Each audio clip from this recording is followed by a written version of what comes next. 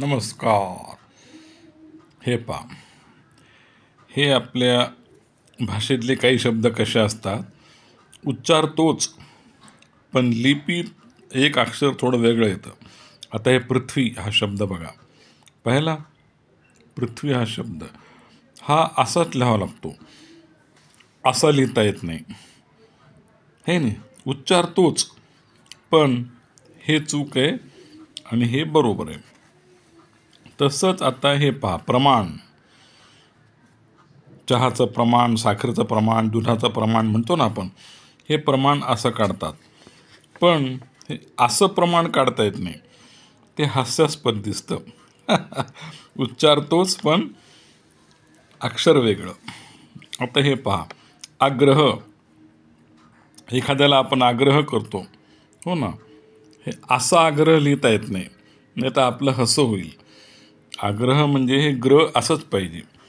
आता हे पहा, ग्रह, ग्रह म्हणजे तारे, आकाशातले ग्रह असतात ना, हा ग्रह शब्द वेगळा आणि दुसरा एक ग्रह, हे पहा, हा ग्रह.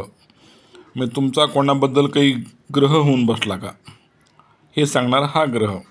ग्रह हा आहे आणि हा आकाशातील ग्रह. आता पहा, ग्रहपाठ, हे ग्रह असंच लिहावं लागतं. असं लिहिलं तर म्हणजे आपल्याला हसतील सगळे, हे चुकीचं आहे. उच्चार तोच असला तरी अक्षर असं लिहावं लागतं, ग्रहपाठ.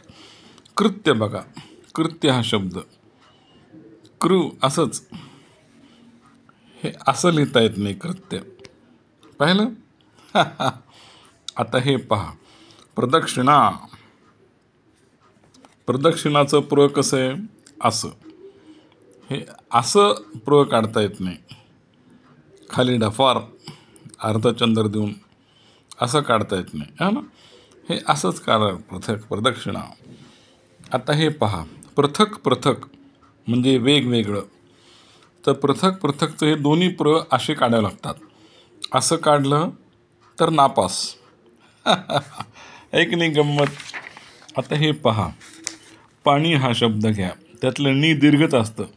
कोणी ऱ्हस्वनी कधीही काढत नाही, तुम्ही आत्ता पण पाहिलं नसाल. आणि हा शब्द हा नेहमी ऱ्हस्व असतो, दीर्घ तुम्हाला कुठेच दिसणार नाही. आणि हा शब्द शेजारी पहा, री नेहमी दीर्घ असेल, ऱ्हस्व कधीच दिसणार नाही. असे कित्येक शेकडो शब्द आहेत. फक्त ते वानगी दाखल आपण तुमचं मनोरंजन म्हणून काही शब्द आपण दाखवले. ओके, हेच. बाय.